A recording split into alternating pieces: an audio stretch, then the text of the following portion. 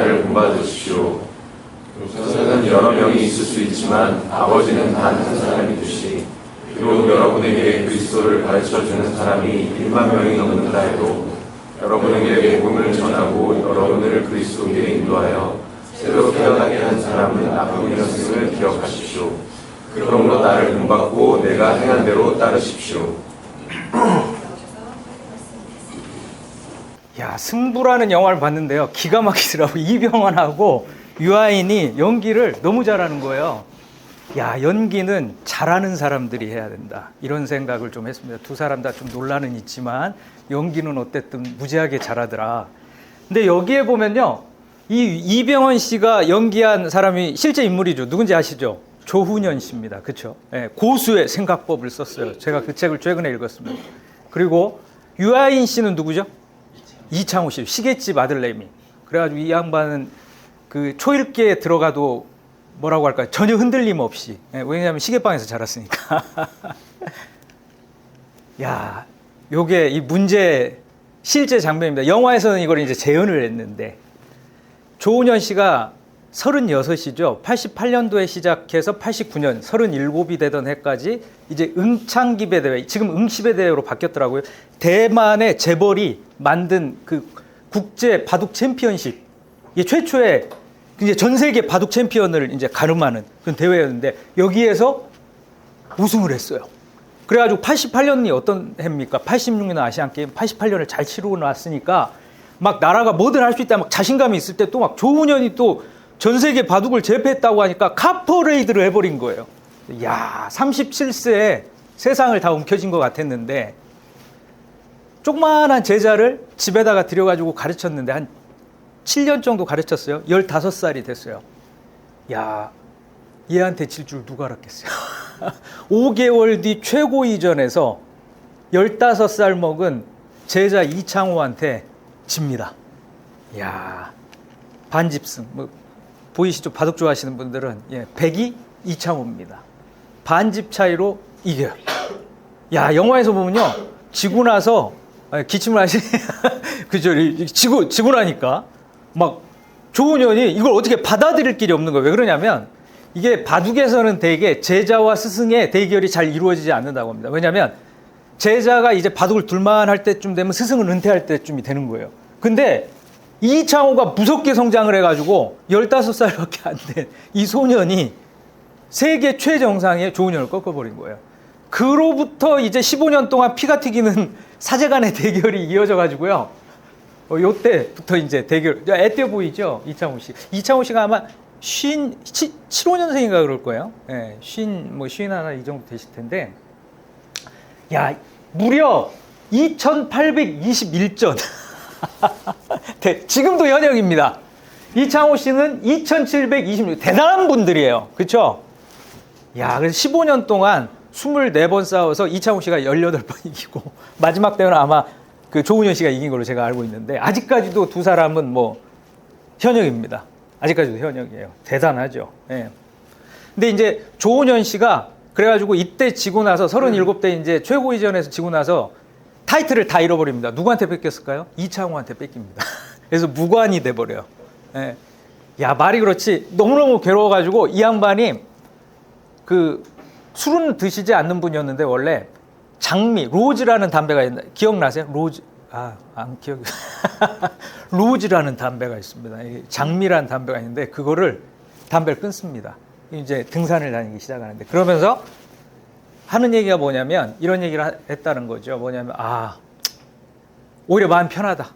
바닥으로 내려가니까 출발점에서부터 다시 시작하겠다. 그리고 유퀴즈에 얼마 전에 나왔어요. 유퀴즈라는 프로그램이 제가 참 좋아해서 자주 보는데 뭐라고 하냐면 이창호 덕분에 자기의 선수 생명이 늘었다 이거예요.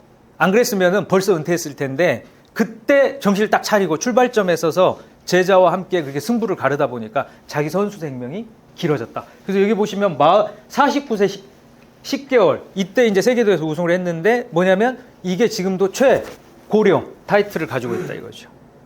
근데 이런 마음 품기가 어렵습니다. 여러분 생각해 보세요. 37에 제자한테 이 청소년 제자한테 그것도 세계 타이틀을 뺏겼다 생각해 보십시오. 이야, 이거 잠이 안 올 일이죠. 근데 이제 이 조훈현 씨가 세고의 겐사쿠라고 하는 일본의 이분도 진짜 명인입니다. 바둑의 명인인데 한중일의 제자 3명을 키웠는데 이 사람들이 모두 다 한중일 세계를 제패한 바둑기사가 되거든요. 3명을 키웠는데 그 중에 하나가 조은현 씨죠. 근데 세고의 겐사쿠 선생이 조은현 씨한테 이렇게 얘기했다는 거예요. 바둑은 답이 없지만 답을 찾는 게 바둑이다. 야, 저도 이런 얘기 하나 남겨야 될 것 같은데 멋있죠? 네. 참 요새 답이 없습니다. 제가 SK를 봐도 답이 없고 2,400명의 야 이게 지금 어쩌란 말인가. 제 동생이 어제 밤에 전화가 왔어요. 형은 뭐 써? 너는 뭐 쓰는데 SK 쓴다고. 어제 갔는데 유심칩을 구할 수가 없다 이런 얘기를 하더라고요. 이게 참 요새 갈수록 점입가경 답이 없는 세상에 참 그래도 답을 찾아야 되는 게 우리 인생인데 그래서 이런 답을 제시해 주시는 선생님들이 계시지 않았는가 이런 생각을 하게 됐죠. 얼마 전에 선종하신 프란체스코 교황.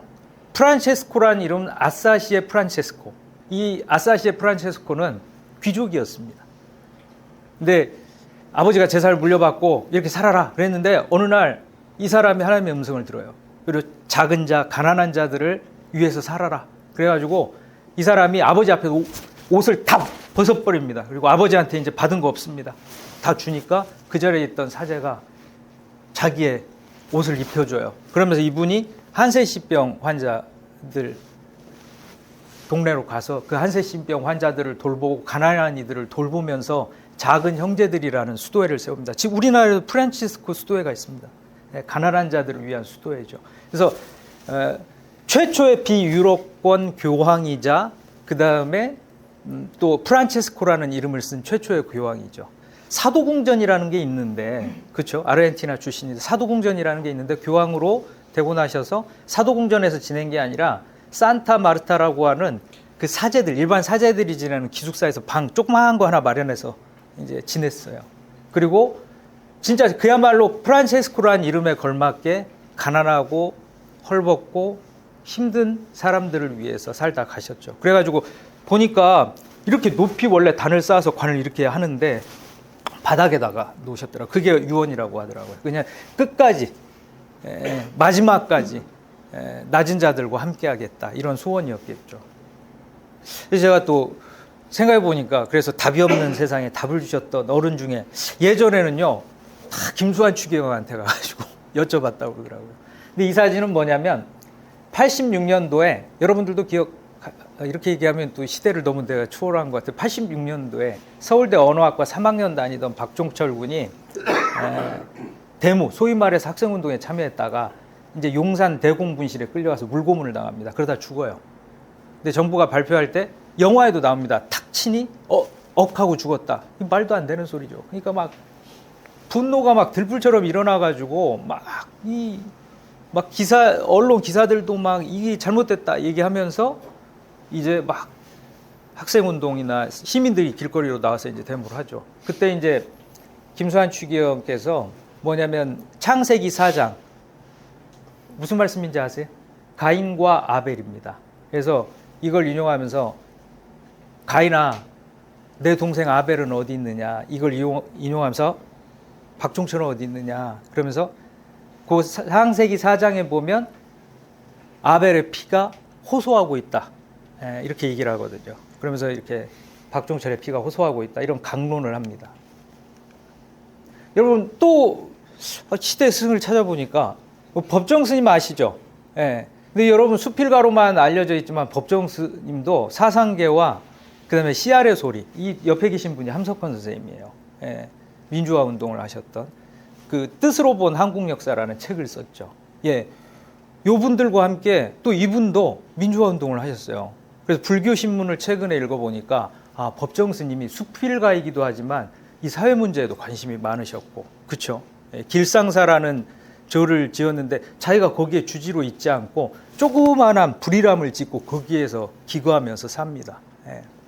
그러니까 이분들의 족적이 사람들한테 그러니까 캐톨릭에서는 김수환 추기경, 그 다음에 불교에서는 법정스님 이런 분들이 어른이셨다는 거죠. 예, 어른이 계셨다는 거죠. 그 다음에 기독교회에서는 늦봄 문익환이 있습니다. 문익환 목사죠. 목사님이신데 이분이 이제 한신대 교수이기도 하고 우리가 가지고 있는 구약 성경을 번역하신 분입니다. 그리고 또 잘 알려져 있는 문성근이라는 배우가 있어요. 그 문성근 배우의 아버지이기도 합니다. 예. 이분이 아마 이 8, 90년대 학교 다니신 분들은 이 문익환 목사님에 대해서 잘 알 거예요. 이분이 또 민주화 운동을 또 하셨죠. 그래서 기독교계에서는 또 이분이 또 어른이셨죠. 최근에 또 어른이 누군가 한번 살펴보니까 목사인데 자꾸 불교 얘기했어요. 법륜스님, 정토의 법륜스님입니다. 예. 이 법륜스님이 이런 얘기를 해서 참 마음에 와닿았어요. 저는 목사지만 뭐냐면요, 불교가 세 가지가 있다 이거예요. 뭐냐면 종교로서의 불교가 있다. 그 다음에 철학으로서의 불교가 있다. 그 다음에 수행으로서의 불교가 있다. 정토에는 수행자들의 불교다. 그래서 환경운동에도 참여하고요. 여기는 그 제가 신자들, 그러니까 뭐냐면 이게 그걸 뭐라고 그러죠? 이렇게 스님들, 여느 스님들처럼 그냥 절에 가서 기거하시는 게 아니라 일상생활을 하면서 불교 신앙을 유지하는. 그래가지고요, 여기서는 수행이 뭐냐면 사회참여예요. 예. 그러니까 환경운동도 하고 어렵고 가난한 이웃들 돕고 이걸 수행으로 삼고 있더라고요. 법륜 스님도 참 좋은 스승이신 것 같다라는 생각도 들었습니다. 최근에 보니까 넷플릭스에 또 막 갑자기 순위가 올라오는 거예요. 근데 제가 말씀드렸었죠. 우리 김장하 선생님 얘기 몇 달 전에 설교를 했거든요. 이 김장하 선생님이 줬으면 이 김주환 기자라는 분이 줬으면 그만이지라는 책을 썼는데, 이 김장하 선생님이 진주에서 남성당 한약방을 50년 가까이 하면서 그 수백억을 모은 걸 명신고등학교를 세워서 그걸 국가에 헌납하고, 남성재단 세운 걸 또 거기 국립 그 대학에다가 또 헌납 이렇게 기부하고, 그냥 아무것도 없이 빈손으로 그냥 은퇴를 한 거예요. 그래서 지금 진주시에서는 야, 이분의 뜻을 기려야 되겠다 해서 그 건물 매입해서 1층을 그 기념관으로 지금 만들겠다라고 한다는 거죠. 근데 이분은요, 언론 인터뷰도 원래 안 해서 안 알려졌는데 주변 사람들이 너무 속상해하는 거예요. 안 알려져 있으니까. 이렇게 좋은 어른인데. 그래서 막 자꾸 해서 알린 게 이제 이런 어른 김장하라는 다큐멘터리가 나왔거든요. 거기에 한 장면을 좀 보시겠습니다. 선생님이 주시는 장학금을 받고 의사가 된 사람도 있고 의대 교수가 된 사람도 있고 법조인이 된 사람들도 있고 막 사회 유명이 된 사람들도 있는 거예요. 그러니까 이분은, 김종명 씨는 나는 받았는데 그렇게 대단한 사람 못 돼서 죄송합니다 이렇게 말씀했더니, 아니 우리 사회는 평범한 사람들이 지탱하는 거야. 이 스토리가 여기서 끝난 줄 알았더니 제가 찾아봤더니 야, 이 김종명 씨도 TV에 나온 거예요. 그래가지고 야, 여러분 혹시 양심냉장고라고 들어보셨어요? 이경규가 간다? 20년 전에 했던 프로그램인데 이거를 다시 시작을 했어요. 근데 어느 날 이게 이제 정지선 앞에 서야 되거든요. 얼마 전에 놀면만에서 오토바이로 했는데 한 명이 딱 했는데 이게 정지선 앞에 딱 서는 거잖아요. 빨간불에서. 누가 섰어요. 아무도 안 서더라고. 근데 한참 기다려서 섰는데 나왔는데 정지선을 평소에도 저를 잘 지킵니다. 근데 어디서 많이 본 얼굴이에요? 누구죠? 김용명 씨입니다. 그래가지고 이분이 양심냉장고의 주인공이 된 거예요. 야, 이게 저는 참 감동적이었던 게 뭐냐면 이분이 장학금을 받았잖아요. 그리고 대단한 일을 한 건 아닌데 이분도 뭐냐면 김장하 선생님 따라서 사회 보탬이 되는 일, 이게 참 좋은 일을 하면서 살아야 되겠다, 양심적으로 살아야 되겠다. 그러니까 그 김장하 선생님 보고 본받고 김장하 선생님 모습으로 살아야 되겠다 이렇게 생각을 한 거죠. 어른이 있어야 된다는 거죠. 어른이 있어야 된다. 저의 어른들입니다. 실제로 우리 그 기독교 세계관을 저희가 가르쳐 주셨던 신고원 교수입니다. 총신대 교수님이시고 얼마 전에 뵀는데 지금도 여전히 공부를 하고 계신 거예요. 선생님도 공부를 하세요? 이른이 너무 노학자인데 공부할 게 있다는 거예요. 지금도 계속 공부하시면서 목회자들을 다니면서 제자들한테 진짜 엄하게 꾸짖으세요. 그렇게 하면 안 된다. 저도 선생님 앞에 가면 막 지난번에도 한번 혼났는데 너무 좋더라고요. 혼나니까 좋더라고요. 오랜만에. 야, 대형교회 목사님들이 이 신 교수님 초청해가지고 이제 혼나는 거예요. 좋대요. 이런 어른이 한 분 계셔야 됩니다. 우리 또 성환용 선생님입니다. 어거스틴을 저에게 가르쳐 주셨던 선생님인데, 선생님 감리교 선생님이시거든요. 근데 제가 이제 마지막 강의한다고 그래가지고 감리교 목사님한테 요청을 해서 거기 가가지고 청강을 마지막 때 했습니다. 선생님 제가 대접해드릴 막 뭐라고 하세요? 그러면서 굴국밥, 감리교 그 대학교 앞에 굴국밥 파는데 야, 평생을 학문에 정진하면서 제자들을 길러내셨거든요. 그리고 진짜 저는 선하윤 선생님 생각하면 늘 이분이 진짜 많은 저작을 남긴 건 아니에요. 근데 그 학문이 깊이가 있어요. 그리고 그 삶이 모본이 되는 분이, 이분도 어른이시죠. 김영호 목사님 제 목회적인 스승이십니다. 예. 제가 이제 예전에 군을 이제 의가사제대 하고 나서 이분이 이제 저한테 장학금을 주시겠다 그러시면서 약속했던 것이 나하고 책을 일주일에 한 권 읽자 그랬거든요. 근데 이제 지금도 안 잃어봅니다. C.S. 루이스의 순전한 기독교라는 책을, 그 번역도 지금 좋은 번역이 많아요. 왜 그땐 그런 번역밖에 없었는지 읽어도 뭔 얘기인지 모르겠어요. 읽고는 갔는데 목사님 뭘 읽어? 내용을 좀 요약을 해서 얘기를 해봐라 그랬는데 제가 얘기를 못했어요. 그랬더니 뭐 너무 밥 먹을 자격도 없다 그래. 내려가라고 그랬어요. 엉엉 울면서 내려왔어요. 억울해가지고. 근데 목사님 다음에 주일 강단에 못 서신 거예요. 그거 봤더니 저를 가르치시려고 목사님 더 공부를 하신 거예요. 네, 그래서 제가 이제 제대로 안 해가니까 목사님 좀 실망하셨던 거예요. 그래서 몸이 좀 아프셨대요. 주일 강단에 못. 제가 마음이, 야, 그때 이후로 제가 책을 제대로 읽습니다. 네, 어른들이 계셨다 이거죠. 네. 저도 이렇게 열심히 그 이후로 어른들을 본받아서 대학원에서도 또 러빙엔즈라는 단체에서도 이렇게 사람들을 좀 가르쳤죠. 뭐 여러분 뭐 이 얘기하면 좀 시간이 갈 것 같아가지고 우리가 동양과 서양의 철학에 있어서 두 선생님을 소크라테스와 공자라고 하지 않습니까? 근데 공자는 논어에서 이렇게 얘기합니다. 군군신신 부부자자 정명론이라고 얘기합니다. 아버지가 임금이 임금답고 신하는 신하답고 아버지는 아버지답고 자식은 자식다워야 된다. 이걸 정명론이라고 합니다. 예. 그 이후에 공자의 제자들이 요거를 이제 따르면서 산 거죠. 예. 이름답게 살자. 이것이죠. 예. 그리고 소크라테스는 여러분들도 잘 알고 있지만 무지의 지를 얘기를 했죠. 내가 모른다는 것을 아는 것이 지혜다. 이 서양 철학의 근간 아닙니까? 예. 그래서 서양에서는 휘브리스하다, 교만하다, 이걸 멀리하고 이 내가 모르는 것을 아는 지혜를 갖자라고 얘기를 하는 거 아니겠습니까? 여러분 이게 서양과 동양의 두 어른이죠. 지식의 어른이죠. 이들의 가르침입니다. 그 이후에 이 가르침을 지키기 위해서 후학들이 이제 애를 쓰는 거죠. 이런 스승들이 있다 이거죠. 그러면 오늘 말씀 다시 한번 읽어볼까요? 시작. 내가 그리스도를 본받은 것처럼 여러분도 나를 본받으십시오. 교사는 여러 명이 있을 수 있지만 아버지는 단 한 사람이듯이 비록 여러분에게 그리스도를 가르쳐 줄 수 있는 사람이 1만 명이 넘는다 해도 여러분에게 복음을 전하고 여러분을 그리스도께 인도하여 새로 태어나게 한 사람은 나뿐이었음을 기억하십시오. 그러므로 나를 본받고 내가 행한 대로 따르십시오. 수많은 스승이 있다 이거예요. 좋은 스승, 좋은 어른들이 저는 있다고 생각을 합니다.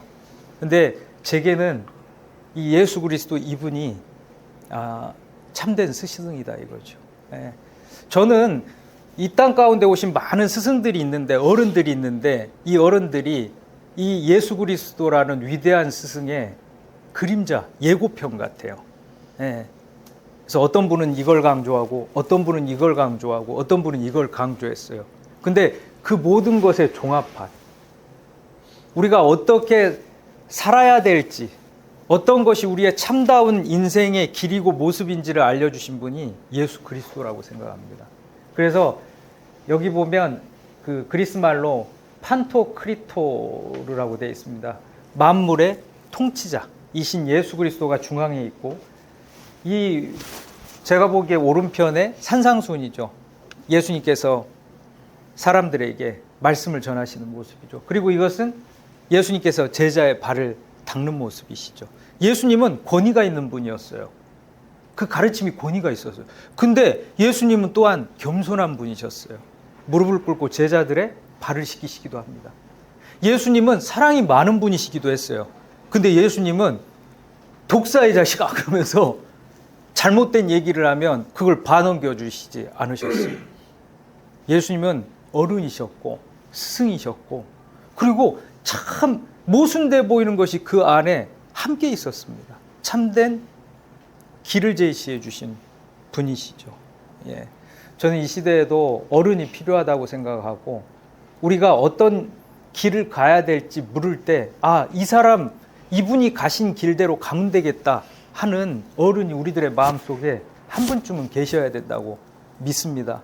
그렇죠? 예. 여러분, 제가 이 설교를 한 이유가 뭘까요? 5월이 다가오기 때문이죠. 여러분, 여러분들 마음속에는 어떤 어른이 계세요? 우리가 내가 이런 행동을 해도 될까? 내가 이런 말을 해도 될까? 선생님이 이런 나를 보신다면 뭐라고 말씀하실까? 우리 선생님은 이 상황에서 어떤 길을 가실까? 여러분, 이런 어른이 마음속에 한 분쯤 있어야 된다는 거죠. 예, 있어야 된다는 거죠. 그래서 내가 잘못된 길을 걷고 있다면 혼을 나야죠. 저도 엄청 혼납니다. 지금도 뭐라고 하세요? 네, 뭐라고 하십니까? 너무 근데 감사하죠. 뭐라고 하시면 힘도 없으신데 뭐라고 하시니까 죄송합니다 이렇게 얘기는 하는데 제 마음속에 어른이 계시다 이거죠. 네.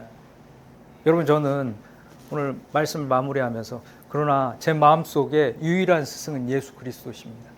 여러분들 안에도 이 예수 그리스도가 여러분들의 인생의 길을 밝혀주시는 그 선생님으로서, 어른으로서, 참된 진리의 길을 제시해주는 인도자로서 여러분들이 이 예수 그리스도의 삶을 흉내내어 본을 받아 살아가는 믿음의 사람들 되시기를 축원합니다. 아멘. 잠깐 기도하겠습니다.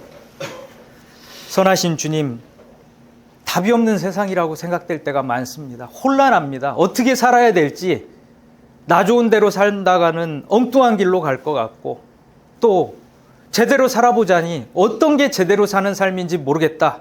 답답한 마음이 들 때도 있습니다. 주님, 이러한 시대를 살아가며 우리 마음속에 하나님 어른, 스승 한 명쯤 품고 살아야 될 줄로 믿습니다. 그 스승들은 예수 그리스도를 흉내내며 살아갔습니다. 우리의 유일한 구세주이시며 스승이시며 온전한 길을 밝혀주시는 빛과 진리 되시는 그 예수님, 우리도 그 예수님 따라 살고자 원합니다. 사랑 많으신 예수님, 지혜로우신 예수님, 가난한 이들에게 다가가셨던 예수님, 오 주님, 우리가 그 예수님의 자취를 따라 살아가게 하여 주시옵소서. 주 예수 그리스도의 이름으로 기도드리옵나이다. 아멘.